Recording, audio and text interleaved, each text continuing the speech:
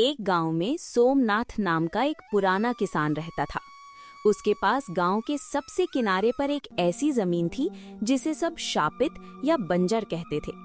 उस जमीन पर सिर्फ कंकड़ पत्थर थे और झाड़ियां उगी रहती थी। सोमनाथ के दो बेटे थे, अमित और सुमित।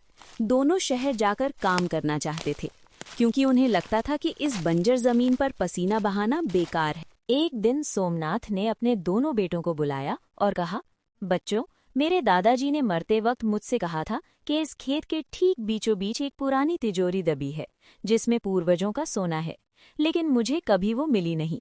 सोने के लालच में दोनों बेटे अगले ही खुदाई में जुट गए। उन्होंने एक हफ्ते के अंदर पूरा खेत खोद डाला, हर पत्थर को हटाया, झाड़ियां साफ की, लेकिन उन्हें कोई तिजोरी नहीं मिली। वे गुस्से में पिता के पास गए। बोले, पिताजी, आपने हमसे झूठ बोला, वहां कोई सोना नहीं है।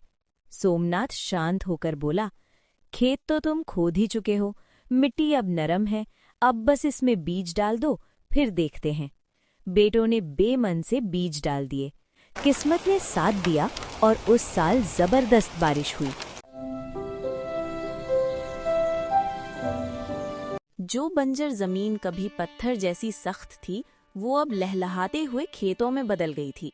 फसल इतनी शानदार हुई कि पूरे गांव के लोग उसे देखने आए।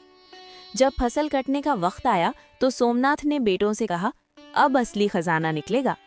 फसल बिकी और उनके पास इतना पैसा आया जितना उन्होंने कभी नहीं देखा था। सोमनाथ ने बेटों को पास बिठाया और समझाया, वो सोना मिट्टी के नीचे नहीं था, बल्कि वो तुम्हारी मेहनत में छिपा था। अगर मैं तुम्हें सीधे मेहनत करने को कहता तो तुम कभी नहीं करते। इस बंजर जमीन को तुम्हारी मेहनत ने सोना उगलने लायक बना दिया।